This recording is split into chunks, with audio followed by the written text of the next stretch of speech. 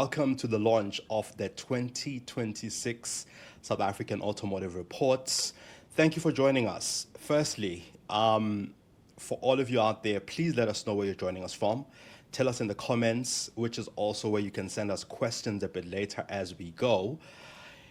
Yeah, I think to kick us off, I want to just, I suppose, start with this, right?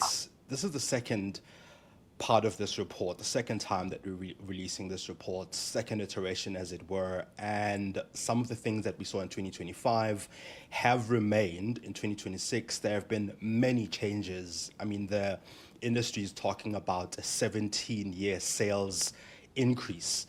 So these are some of the things that we want to unpack in this year's report. But before we get to that, the report is in three pillars. And the first pillar is a pillar on sentiment and conversations that are happening on social media, on digital platforms, and everywhere else.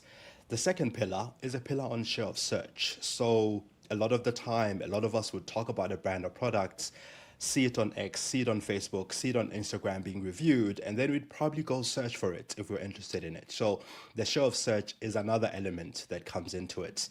And then we wrap it all up in the sales, how the sales have been influenced as a result of these two pillars. So those are the three pillars in the reports.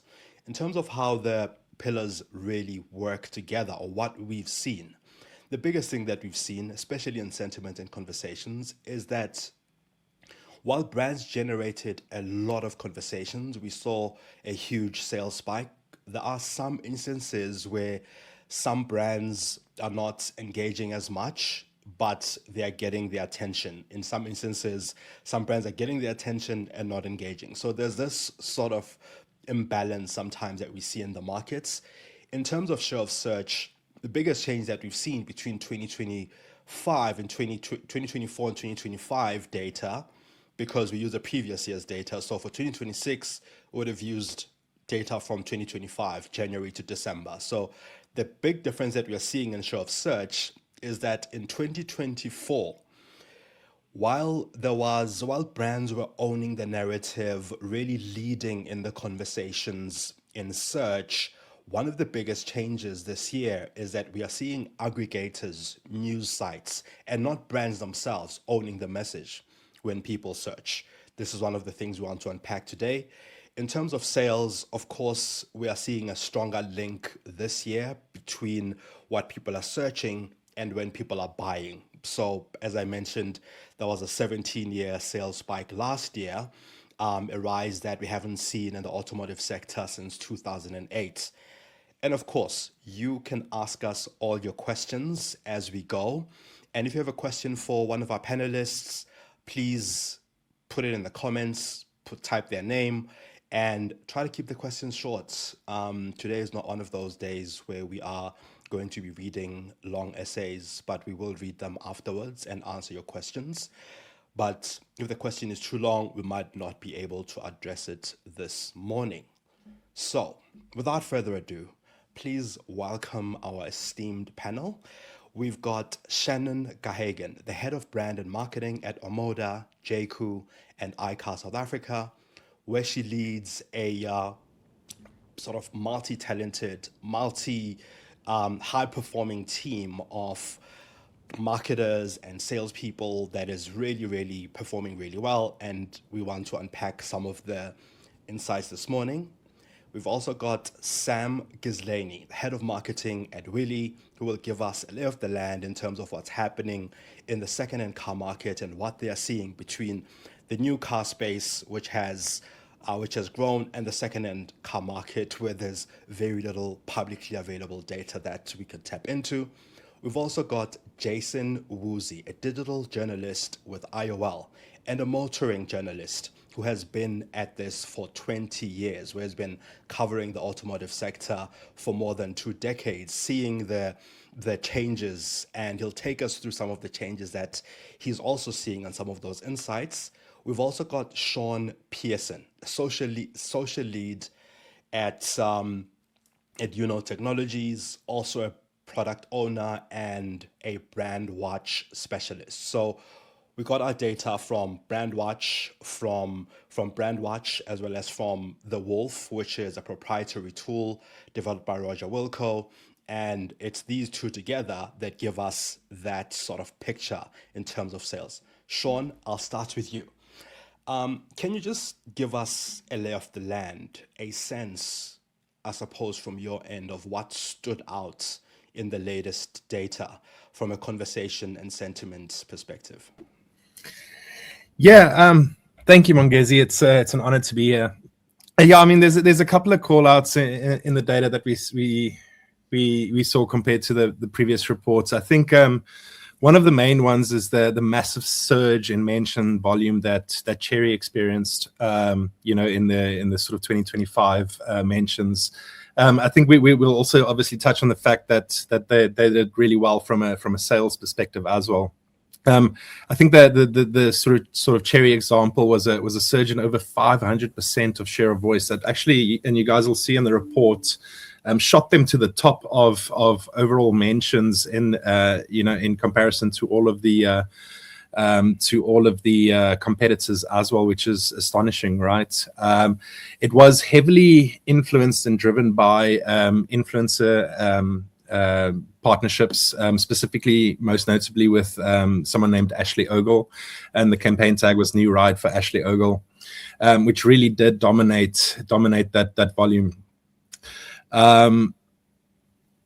What we also saw was an overall 10% increase in overall conversation in all of these manufacturers combined, but there was an 11% drop in unique authors and contributors.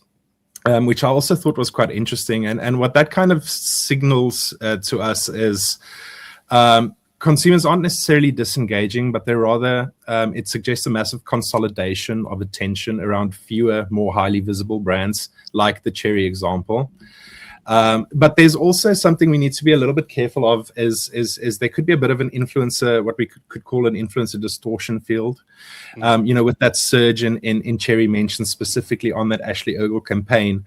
While, obviously that hype and visibility goes a really long way to put consumers or the brand on that consumer's shortlist, what we need to look for in the data, and hopefully we'll be able to unpack this a little bit more, in this webinar today, is what are the other indicators that we can look for? What are the other sources, and where are these brands sort of being discussed and recommended outside of the influence of these brands?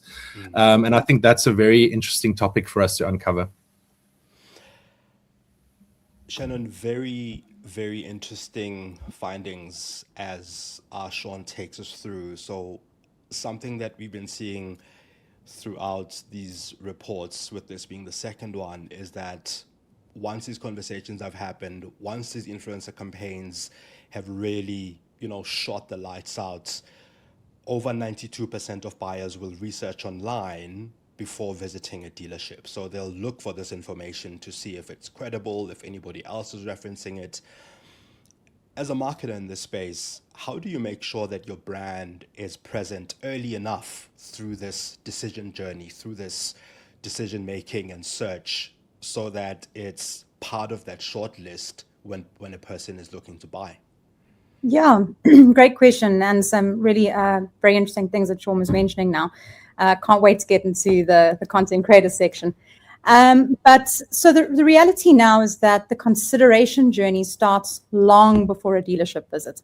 So for us, it's about showing up meaningfully and not just early. So early is important, as you're saying, but that meaning and relevance is really what matters. So we've structured our marketing to intersect with customers at multiple touch points. So from high impact awareness campaigns to always on digital performance, and very much so on social storytelling. We're investing heavily in content that educates, it inspires, but also builds trust, which is fundamental. And whether that's through reviews, creator partnerships, which Sean alluded to, or interactive brand experiences. But our goal really is to move beyond awareness into consideration early, so that by the time a customer walks into a dealership, they already feel like they know the brand. And I really believe that's what gets you onto the shortlist.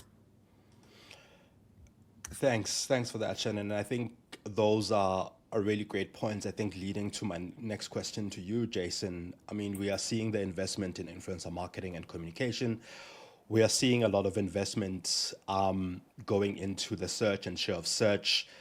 And all of these have culminated into a year that has seen a sales spike that hasn't been higher that's been as high as it was in 2008. From your perspective, what drove this automotive industry recovery? Yeah, morning everyone. It's good to be here. And last year was a really, really excellent year for sales, and I think that momentum has continued this year. I mean, I really think there's a combination of factors that happened here, but I think one of the biggest factors was actually improved vehicle affordability through the availability of competitively priced vehicles from India and China, particularly. I mean, we've already seen something of a price war in that critical sub 500,000 rand price bracket, and I mean, over here we have a whole lot of new brands competing for their space, and I think those that communicate the best on on your electronic and social media channels are the ones that are really getting a lot more headway in this space. But I think, in short, you could say the challenger brands like really came, saw, and conquered. I mean, this shows up in brand sales. Suzuki edging past Volkswagen to take second, while GWM climbed 3, and Chery retained 8th, and Mahindra even broke into the top 10 for the first time. I mean, these are all value-focused brands, and none of them were even in the top 10 five years ago. So I think we're seeing a big emphasis on value, and people are having conversations around cars that they can actually afford. I think that's it really is what's driving a lot of this. At the same time, I mean, the barrier to entry to the market has become lower through interest rate cuts and lower household expenses as a result of fuel prices that were at least stabilizing at that point. Let's not go into that discussion now, but I think it was really a perfect storm for increased vehicle sales. And I think pent-up demand was also quite a big factor, according to NAAMSA. So, I mean, let's just hope we can keep that momentum going forward. So, Jason, you've seen these changes happen in the market for a long time, longer than most of us have been sort of looking at these changes. Would you have been able to tell ahead of time that this kind of recovery was coming, and what these sort of, you mentioned you call it the perfect storm, that all these elements would work together the way that they did? Like, are we able to predict this ahead of time? I think it's very tricky because it is so tied up to economic prosperity in a country. I mean, that really does. I think that's really your first point of where things are going to be heading. And I think that the motor industry has actually, even in bad years, it really has shown a lot of good momentum. But I think overall that can be a very difficult thing to predict, Mongezi. Yeah. Sam, I'll come to you with a question, I suppose, around search. What we've seen is that search has become very much specific, right? A lot more specific than it was in the previous sort of report. So, for instance, we saw that the Suzuki Swift rose 72% in terms of search and being searched for. The Toyota Starlet saw a 108% spike as well. So they're very specific. So people are no longer searching for like SUV or hatchback, affordable hatchback. They're searching for very specific vehicles. And they are searching in both the new and pre-owned car space. In your view, does this level of intent translate into real demand on your platform? Have you seen something similar on your platform? And what are some of the things that you're noting? Hi, Mongezi. Yes, absolutely. And that's actually the biggest shift we're seeing. Search today isn't just interest anymore. It's actually pre-qualified intent. By the time the customer lands on Weelee, they're not browsing anymore. They've actually narrowed down 2 to 3 options. So what is interesting is how specific that intent has started to become. Someone isn't searching a small car specifically. They're searching, like you said, a Suzuki Swift versus a Toyota Starlet. So they're really starting the comparison in terms often with price, and already mileage filters already in mind. So for us, we're not creating demand. We're actually trying to capture it at the point where the decisions is already been forming. How early should brands, I suppose, in this sort of forming of decisions be starting to, I guess, bring or at least turn that attention their way, or kind of, find ways? I mean, what are you seeing in terms of, I guess, the buyer behaviors when that sort of, that narrow short list has been formed? So buyers are looking for a few options. Well, they're always comparing price. Then they start comparing the confidence and reliability of the vehicle. And then the third is pure convenience, making the process as easy as possible to really get them over the line. I'll come back to you, Shannon. We've seen growth in search, as I've said, and this growth in search and conversation has increased for brands like OMODA and JAECOO, as well as Sean mentioned Cherry earlier. So there's been this sort of spike, and I know that there are very many things that you're doing which are coming up in the report. I mean, last year we saw your influencer collaboration, for instance. This year, Sean mentions Cherry had an influencer collaboration that kind of stood out. So there are all these things that you're doing to, of course, increase this searchability, or at least visibility, increase conversations, and collaborate with influencers. How closely, though, does that visibility translate into awareness as well as sales? Yeah, great question, Mongezi. Thank you. So search and conversation growth are, one of the clearest indicators of brand momentum, right? Especially in such a competitive category like automotive, which is getting more and more competitive every day. For us, spikes in search volume and social engagements, they consistently correlate with increases in website traffic, brand engagements, and then ultimately dealer inquiries. With that being said, though, the conversion is where the real work begins. So search is very much on the awareness, the cultural relevance, how it fits in with our customers' lifestyles.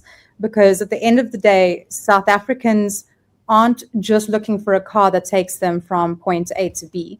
We're spoiled with choice, and it's a fantastic problem for the consumer, right? As now they can choose. And with that much choice that does get them from A to B, they want something that fits into their lifestyle as a representation of them as a person.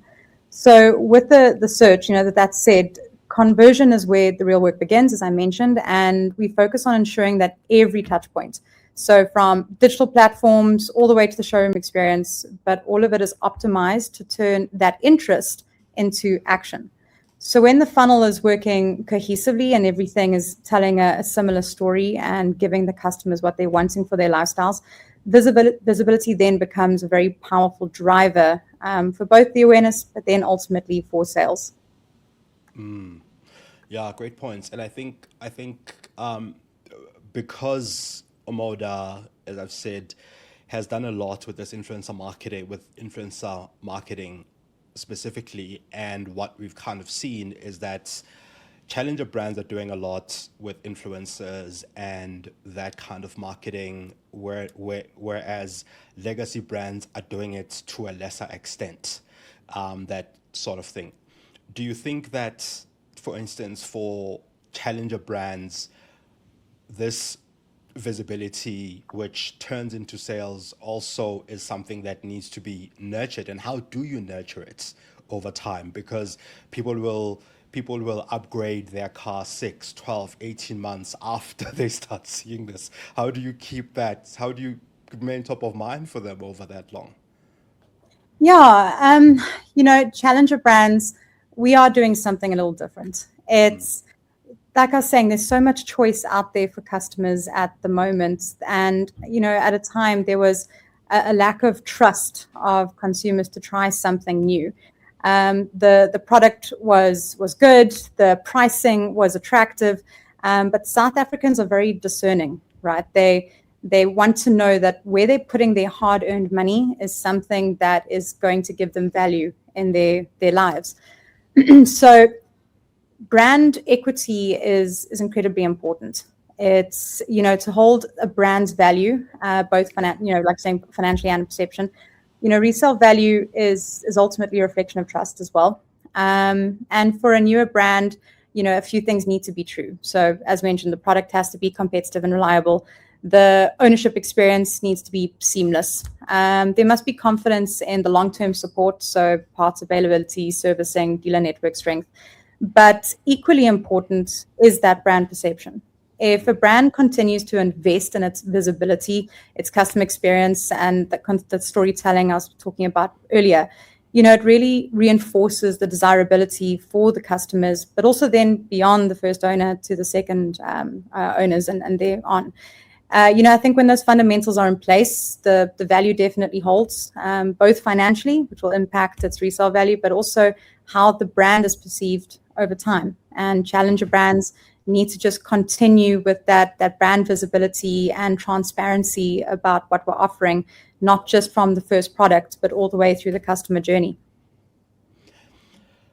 Jason, one of the big themes that is coming up in the report is that search and conversation trends tend to appear long before it changes in sales for a brand or that kind of popularity. In your experience, how early can you spot this momentum building or declining for a brand? Because you mentioned for instance, the Suzuki VW second and third place in the top 10. How early can you start seeing that there's going to be this massive change in that top 10 for where this brand is going to rise or that brand is going to decline?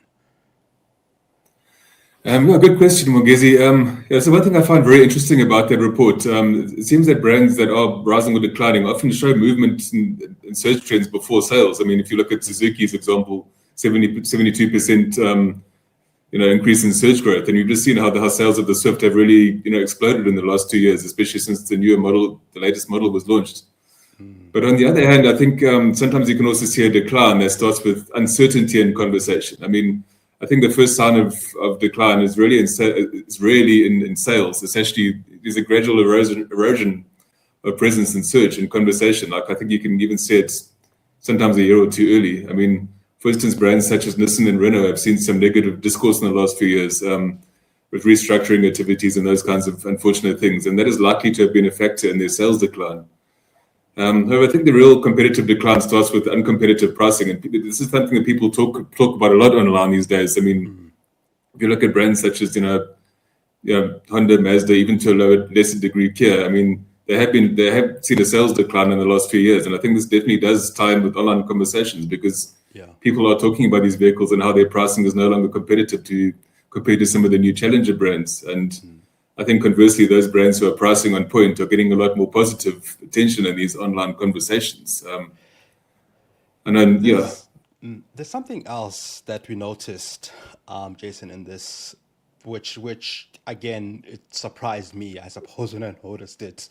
And it's conversations that happen outside of just the sort of the car brand or car model, I suppose, itself, like a model of car, but it's market signals. So one of the things that has increased in Terry mentions was their talks of investing in South Africa, investing in a plant, in an assembly plant in South Africa. We saw the same in the previous report as well, where a brand shows these signals of investing in a market that also leads to positive sentiment. What have you seen in terms of how that influences sales and just general consumer sentiment? It's probably a little bit too early to see what the actual impact of sales are going to be, but I can only imagine it being positive because, I mean, people are now aware that Chery is investing in South Africa and they're here to stay. I mean, I think a lot of, especially when the Chinese brands, maybe a few years back when they were still new, people were a lot less certain about them. Nobody really knew, okay, which brands are going to be fly by night, which ones are here to stay, which ones are investing. Do I buy a car now and then 2 years later I can't get parts for it because they've closed shop? And I mean, some of them did close shop in the earlier days as well. I mean, including Chery and Geely. So I think that is a very important conversation, actually. I would certainly say that, I mean, there's signals of investment and money coming into the country and, buying a plant, that is really going to lead to a lot of positive conversations, and there will really be a knock-off effect in sales, knock-on effect. I mean, Yeah. Thanks, Jason. So for everybody out there watching, listening, engaging with this content that we're sharing, these insights, if you've got questions, please leave them in the comments, and yeah, try to keep them short. If you are directing them to a specific panelist, just mention their name in the question, and we'll address them as we go. Sean, I want to come back to you with that observation that we had, or at least that insight that you shared earlier about this 10% increase in automotive conversations and an 11% drop in contributors. So for everyone, in a nutshell, what we saw is that there are more conversations taking place. So first of all, there's sort of less conversation happening compared to the previous year. But that said, there are more conversations taking place. This is, of course, by fewer voices. So fewer people are ramping up the conversation in terms of automotive sales, especially on social media and these types of conversations. So, Sean, I guess the question there is, what does that tell us about the influence of these conversations in driving these decisions that we've been talking about this whole time? Yeah, it's an interesting one. I think it's an opportunity for us to also, to go look for insight and answers in various places, right? So we can see, in the overall conversation, the authors declined, but the volume increased, and that was heavily driven by influencer collaboration and partnerships and those kinds of things. So the question is, where do you find your insight, right? Because we're not going to get it in sort of a blast of mentions from a brand perspective. Yeah. And that's where we sort of need to start looking at other sources where there's peer-to-peer human engagement and those kinds of things. And hopefully we do get to talk about it a little bit more if there's time today. But, sources like Reddit, for instance, where you really do get a true temperature check of buyer experience, of opinion, of recommendation, of pricing concerns, and everything else that is largely unaffected by brand and PR, and really understanding what the consumer's opinions are. So I think shifts in volume is good, but I think in this day and age we need to really go and dig for those insights, which is why tracking community sources and those kinds of things are becoming extremely more important. I see in the comments that someone is saying my sound is very faint. I hope that it's sorted now. Thanks, Sean. I think that Reddit bit is something that I definitely want to cover. In fact, let's talk about Reddit. So we saw that Reddit stood out as a platform that is really making waves, influencing buyer decisions, and it's really a platform that is driving conversations from the perspective of the experience of owning these vehicles. So what we are seeing is that people are talking about, as people are about to buy a car, they go onto a platform like Reddit, so they see the conversation on social media, X, Instagram, or wherever, an influencer or somebody has spoken about a car, they search for it. But before they make that final decision, some people will go on a platform like Reddit and have conversations with people on Reddit to ask, what's the experience of owning car brand X or car brand B or whatever the case is.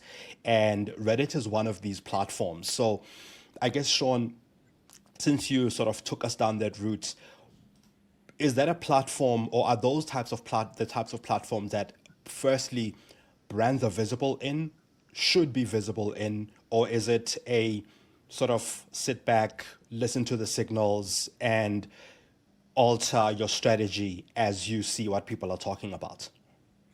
Yeah, this is an exciting topic for me, and Reddit as a source is something that us at YOUKNOW are putting a lot of attention on. I always like to argue that Reddit is a platform that's heavily slept on by South Africans. You know, a lot of people might argue, but I'm not active on Reddit, or Reddit volumes in general are quite low. But the sort of response to that is everyone encounters Reddit in some shape or form. And as we have discussed, the sort of buyer research journey has changed, right? People only come to the point of purchase, or, you know, into the dealership or onto the website once they've essentially made a decision, or they're comparing shortlisted items. And where that research begins is obviously through search, but also obviously things like LLMs, right? Your ChatGPTs, your Geminis, and those kinds of places that are heavily cited, or that heavily cites Reddit and gets its information from places like Reddit. I would also argue if you were to Google anything, you know, some of the top results would be Reddit forums. And even if you don't have a Reddit account, you're going to encounter an opinion on Reddit that will obviously formulate or be part of your research that you've done. So Reddit is a very interesting place. It's peer-to-peer sort of engagement. It's very human. It's very opinion driven. So there's a lot of great insight at Reddit. From a brand strategy perspective, it's nuanced, right? Because we don't necessarily want brands to or not. Let me rephrase it. It's not necessarily possible for brands to have a very open and active presence on Reddit, because you are going to lose that authenticity, and people generally won't resonate with that. But there are subtle strategies, and perhaps that's not a conversation for now, but obviously subtle strategies that brands can approach on Reddit in order to increase that visibility and consideration factors, and then subsequently inform LLMs and Google research and all of that kind of stuff on the back of it. So Reddit's a very nuanced and interesting place for you to collect your data on. But I mean, a good example in the data that we saw is, you know, obviously from an overall and primarily social perspective, you know, the challenger brands are dominating the conversation. But when we look at the conversation purely on Reddit, we still see those legacy brands actually coming in top, both from a sort of recommendation perspective and an experience perspective and those kinds of things. So brands like Toyota, Suzuki, which are obviously popular legacy brands, are coming in higher on a Reddit perspective, which I think is very interesting. And, you know, we were talking about this, Mongezi, you know, as we were unpacking insights in the report, preparing for this webinar, that it's still a little bit early to tell. You know, brands like OMODA, brands like Cherry are still very new in the market. And we're already very excited to see how the 2026 data, next year's report, is going to reflect, especially on a community perspective. And I'm super excited to see how that's going to play out. But yeah, Reddit, very nuanced, but extremely important, more so than you might think. And I think the thing that I get from this Reddit, from especially this Reddit part and every other, is this element of community, that I suppose brands that nurture their communities and keep those communities alive and engage with them are the ones that are very likely to show up positively in these peer-to-peer conversations and peer-to-peer platforms, where you as a brand cannot be all the time, because it has to be authentic. But some of that authenticity is very much dependent on how well you nurture and keep that community and grow it. Sam, I want to come to you with a shift that we are seeing, where buyers are comparing these challenger vehicles that we are talking about, the new challenger vehicle versus a used legacy vehicle. So am I better off buying a new car of this brand, or a used car of that brand that I grew up knowing, loving, and my parents drove it? So I guess the question is that, how do you see these trade-offs emerging in the second-hand markets? These trade-offs of new challenger versus legacy, and new versus, I guess, used legacy brands. So Mongezi, we're actually seeing the, let's call it trade-off, but I don't see it as trade-off, but we see it setting or being very different and also very clear in our space. And it's actually that these challenger brands are expanding our consideration set. Buyers are no longer thinking in terms of silos, perhaps like, we used to as consumers. We don't think separately like new versus used. We, and I say we because I feel like I'm part of that consumer set, but consumers are actually asking, what's the smartest car that I can buy for this budget? So instead of buying a brand new, very entry-level challenger vehicle, in our pre-owned space, many are actually still considering and opting for higher spec and proven legacy vehicles at the same price point. However, there's also, it's like slightly controversial that because of the challenge of resale value with the new challenger brands, you can actually find them in the used space for a better deal. So at the same time, challengers are holding their own in terms of new because they have very strong features and perceived value. But I think the real shift is happening is that customers are not comparing new versus used anymore. They're actually comparing value versus value. Value versus value. That's an interesting, that's a very interesting one. How well are challenger brands performing though in the pre-owned space on your platform?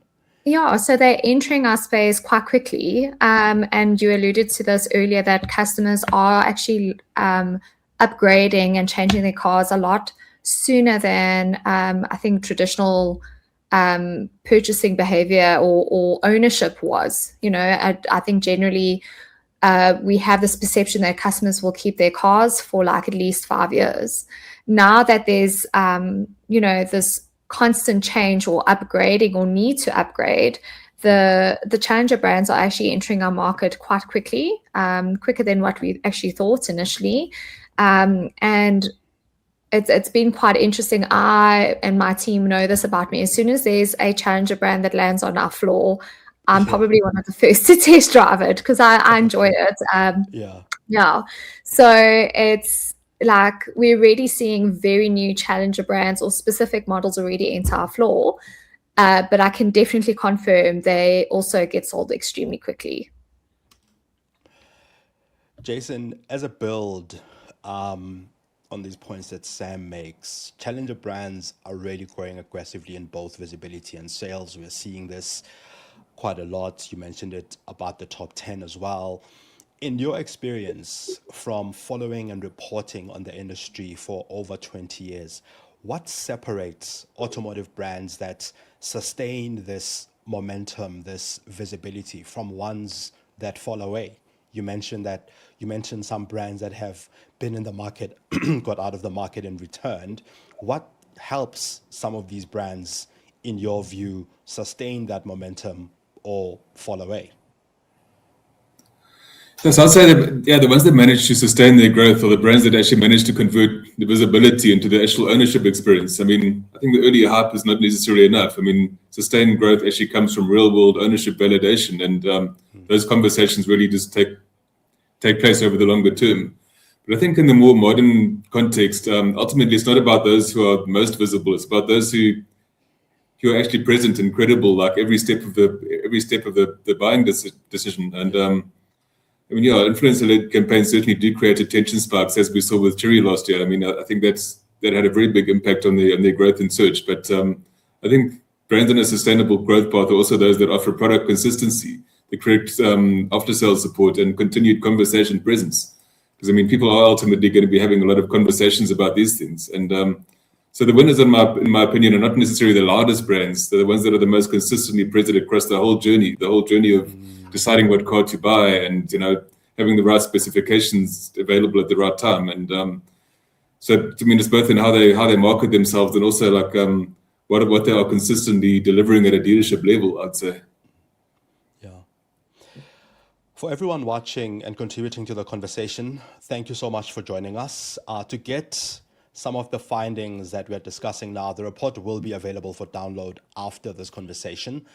In the meantime, please keep leaving your questions. We'll take them we'll take them shortly. Shannon, I want to come to you. Campaigns and influencer collaborations, which we've been talking about quite a lot this morning, in this industry definitely lead to spikes, as Jason says. And we've seen this in the success of OMODA. We've seen it work, right, from influencer conversation to sales spikes to the growth that we are seeing in the market. And I'm also anecdotally seeing more pre-owned cherries on the road as well. Sorry, pre-owned OMODAs on the road as well. How is that attention converted into this long-term trust and adoption? Like Jason alludes to it as well. I mean, he mentions it, in fact, in detail. How have you been able to convert that attention into this long-term trust and adoption? Yeah. Also, I'm just really enjoying this conversation, by the way, because nothing is really in isolation. And Jason completely said it, and even going back to Sean's points about Reddit. So content creation or content creators are a fundamental part of our brand and marketing journey. But I want to take a step back, if that's okay, and rather talk about the full funnel. And the full funnel is what Jason was saying, that you have to show up almost everywhere. And when you talk about Reddit, that's actually the very bottom of the funnel once someone has already converted. So our content creators are probably sitting more at the top of the funnel, more on the awareness side of things, than for the consideration or conversion part of the funnel. Consideration is when everyone's going to go onto, yes, the Reddits. They're going to look at automotive reviews from publications. And then when they go into conversion, that's where, the dealerships really need to give a very thorough experience. But then what everyone tends to forget when it comes to brand and marketing is that retention section. Everyone thinks it's just about keeping your customer happy right now. But yes, it's important because they matter and they've done a buying decision and they're part of our ecosystem. But more than that, what they then say to other potential customers feeds back into that funnel.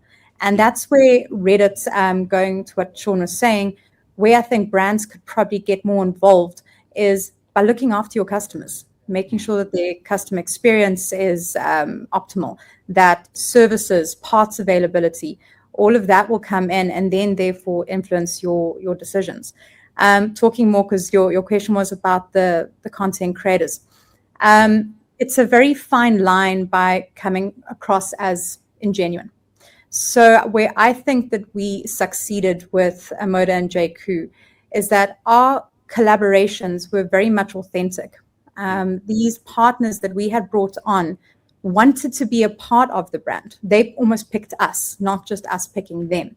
So when they post and talk about the brands, it's genuine. We don't craft and tell them what to post about.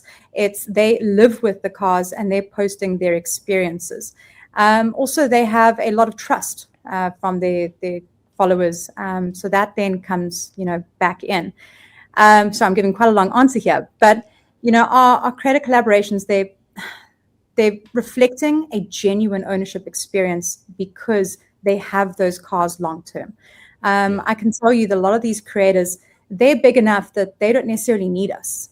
That if we were giving a bad experience and the car was not delivering, they wouldn't be working with us and they would be telling their followers not to be with that brand.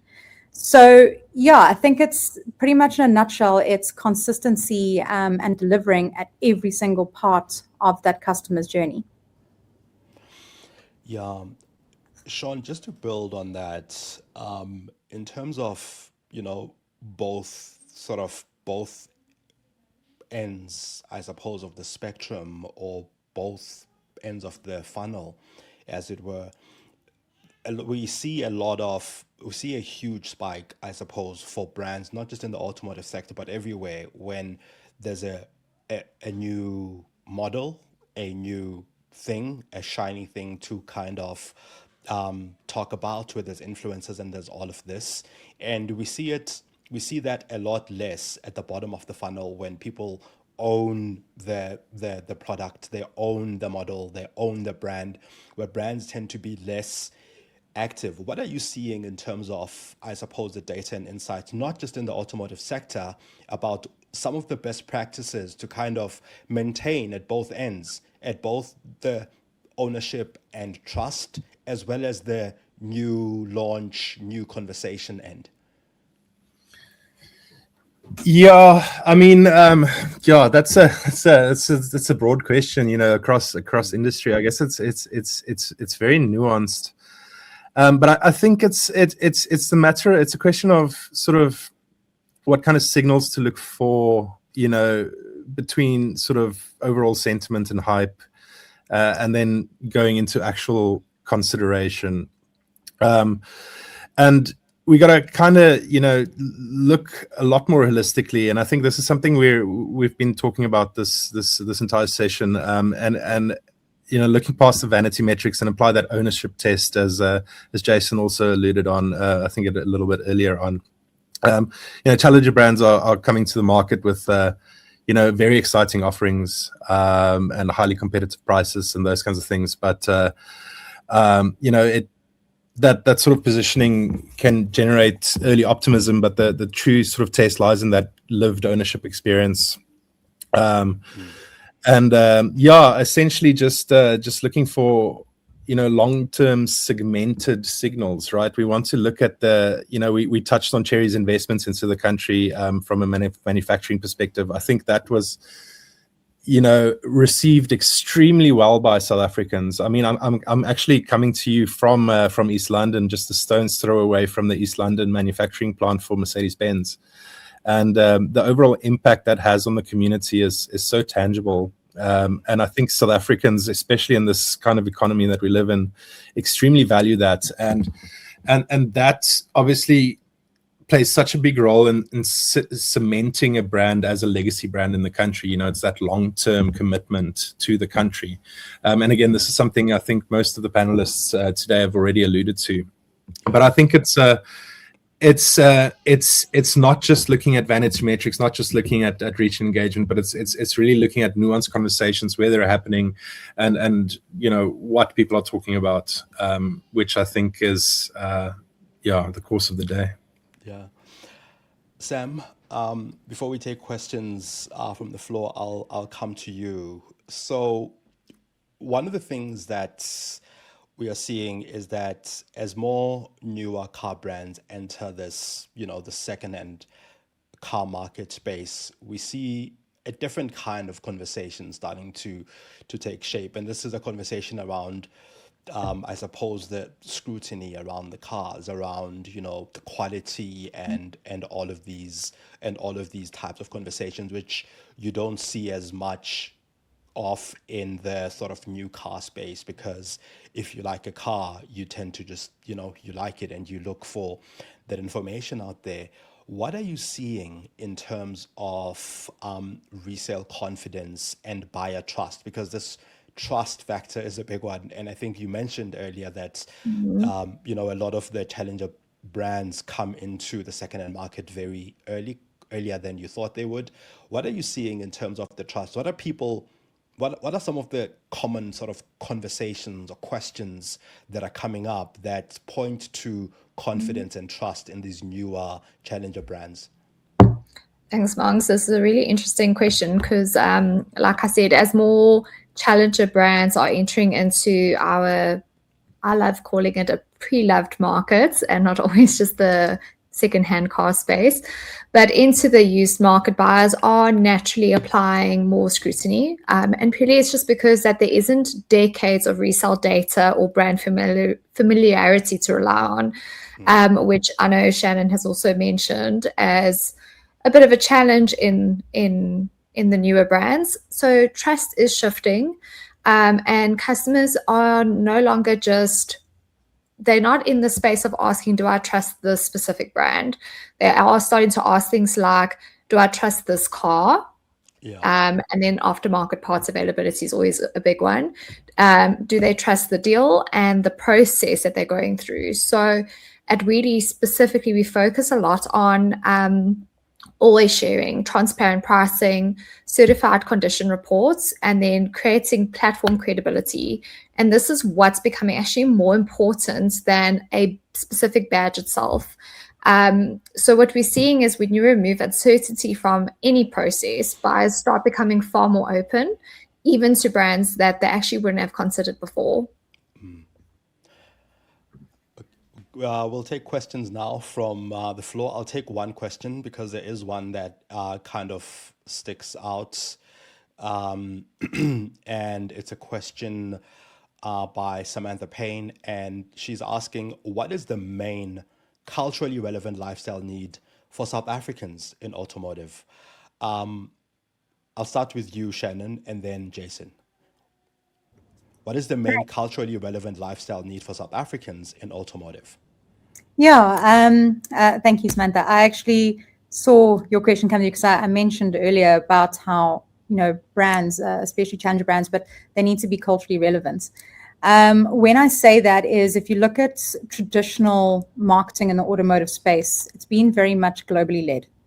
And you're getting a lot of global content, Europeans in the imagery, and it comes through from, not South Africa.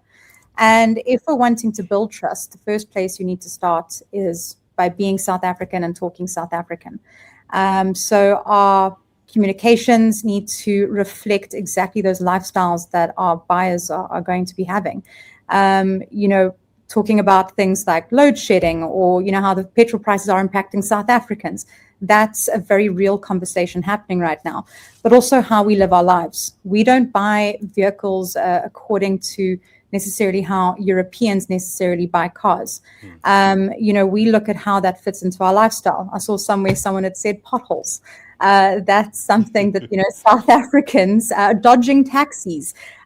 Safety means something very different for us. So by speaking to the different audiences, and it's not a one fit answer, right? Because our customers and talking in such a beautiful country with so many cultures, so many different languages, you need to almost speak to all of them individually. So when you start looking at your marketing and you're just looking at digital ads in particular, different languages communicate in that, respond and community management with the language that customers are communicating in. Our content creators, it's not, again, another one size fit all. Not everyone is going to follow the same content creators. So you need to look at being South African culturally relevant and speaking the language of what is happening on a day-to-day basis. Great point. Thanks, Shannon. Jason, I'll come to you with a question, and if you'd like to answer this one as well, you are more than welcome. But I guess the one I want to start with is something that I started with earlier, that a lot of conversations or a lot of what people are finding in search comes from news, review, and aggregator platforms. And you are, of course, a big part of that. In your view, why do some brands show up credibly in those spaces while others don't? And where do some brands fall short when you are, for instance, assessing a car, which is what will eventually influence the decision of the customer? Thanks, Mogezi. I really like this question because I think it points to the fact that I think brands don't actually fail because they're unknown. I mean, they fail because they're actually largely absent at the point when people are actually actively comparing and deciding. And so I think most buyers already know the brand. The real problem is that those brands don't always show up convincingly at the point when potential buyers are comparing and they're looking at the specs and they're looking at pricing. And I mean, for instance, a manufacturer might actually overinvest in awareness, but underinvest in the comparison stage when people are searching for that content. They want more, they want more transparency at the decision point, such as pricing, specifications, availability, reliability, fuel consumption. So I think, ultimately, where many brands fall short is this comparison stage, the moment when buyers are actively weighing alternatives.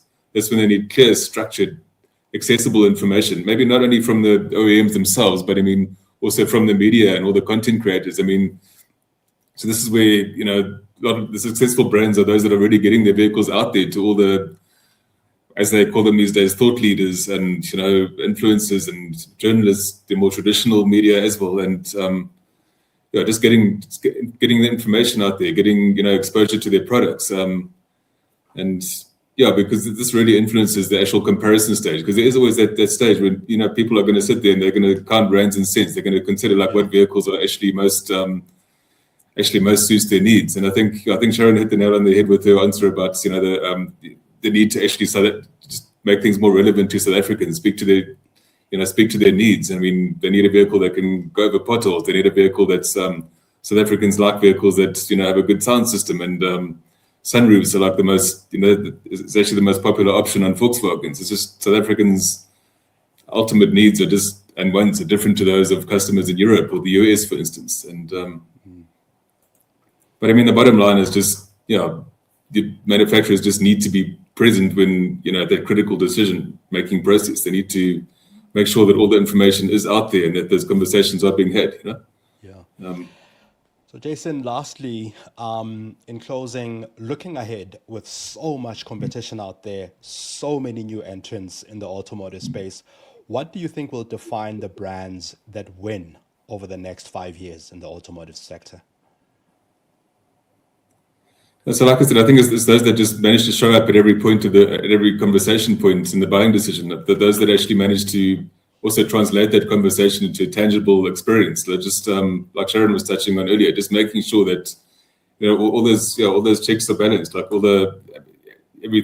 parts availability and dealership experience. I mean, people have to be satisfied at all of those levels, and they're going to be talking about it if they don't. They'll also be talking about it if they do. So I think ultimately it's just those brands that just show up, and those that are in all the right conversations at all the right times. And so it's really about words, it's about action as much as it is about words, I think. So I mean, this is very much about words and about how OEMs are marketing themselves, but I think action is ultimately what's going to count the most in the end. Sam, now to you with your closing thoughts. How do you see the second-hand market evolving over the next few years? Let's call it 5 years, right? How do you see the second-hand market evolve over the next 5 years? And what should brands be doing today to stay ahead of those shifts as they come down the road? Thanks, Mongs. So like I mentioned earlier, we're moving into a market where the lines actually between new and used are becoming increasingly blurred.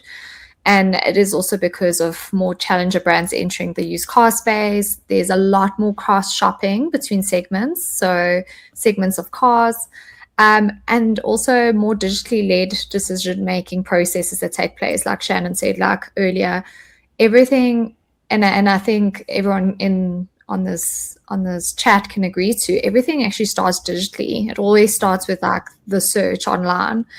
And with that, I think expectations just continue to change and rise. Buyers are wanting the trust of a dealership, whether that is a traditional dealership like an OEM or in our space, the transparency of the marketplace, so from aggregators all the way through to different platforms available, such as Weelee, and also the convenience of e-commerce. However, South Africans we're a little bit slow and a bit behind in terms of like a full e-commerce process, depending how you choose to purchase a vehicle, if it's through finance or cash options. But we're a little bit slow when it comes to, that full e-commerce experience.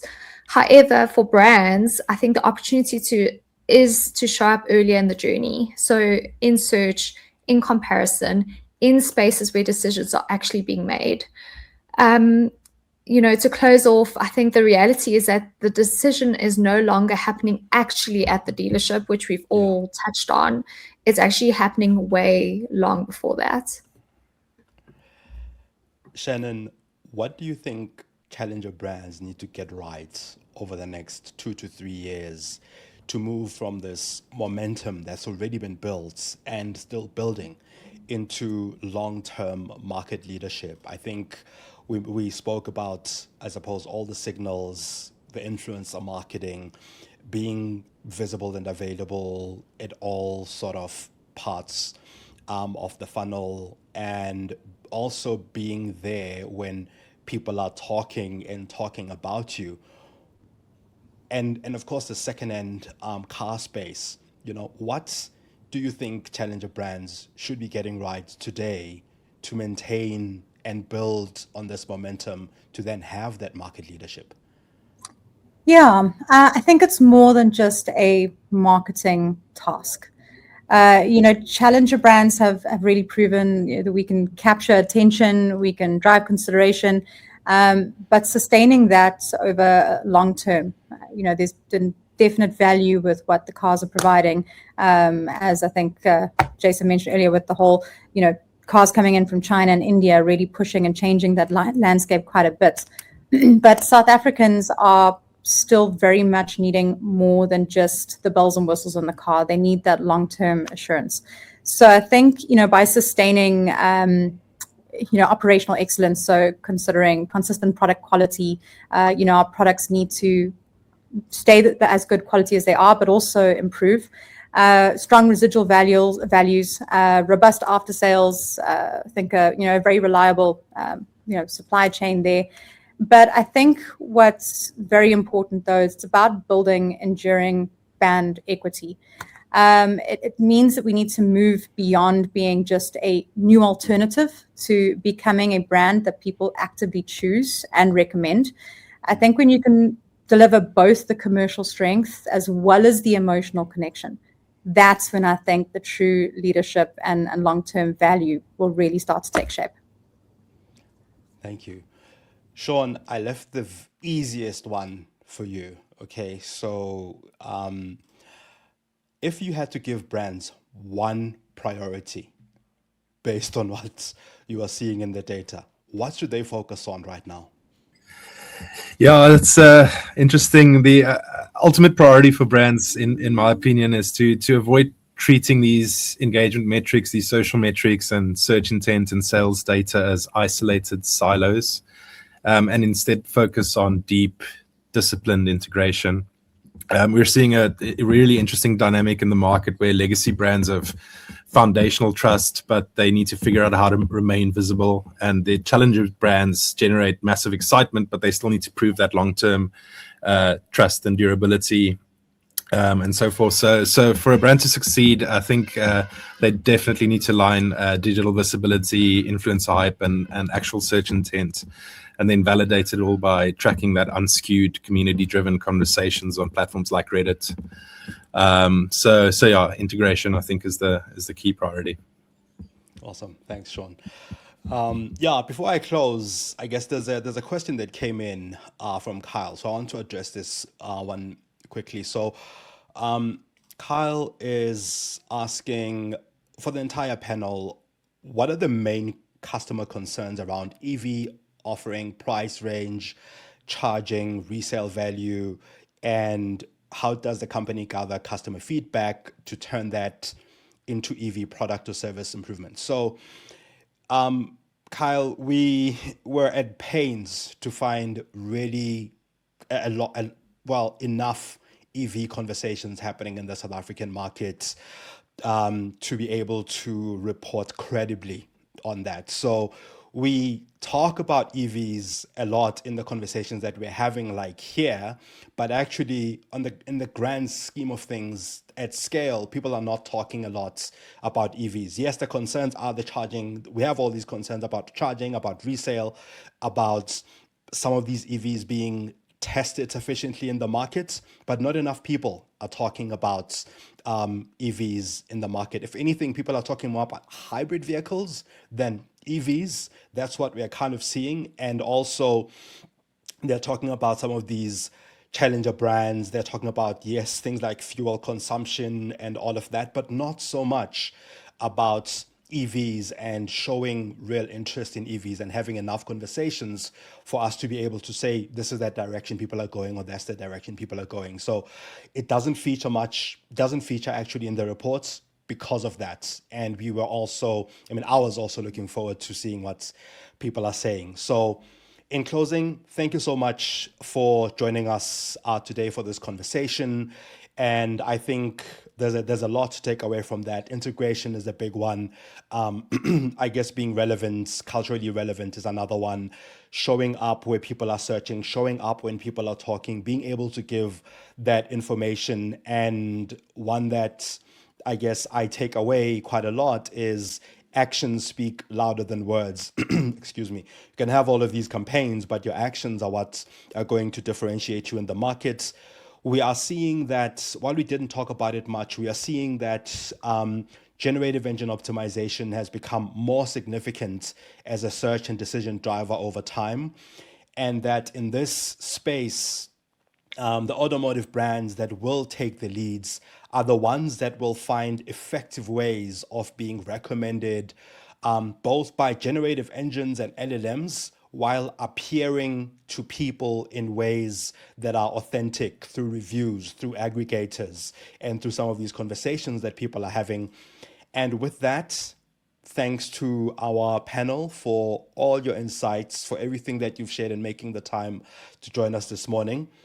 For you to get some of the insights that we discussed in this webinar and many more, please download the South African Automotive Reports, the 2026 South African Automotive Reports at industryreports.co.za. And if you have any more questions, please keep leaving them in the comments. We'll address them as we go. Shannon and I will comb through those. We'll send some of those questions to Jason, Sam, and Shannon to answer them. Thank you so much for joining us. See you at the next one.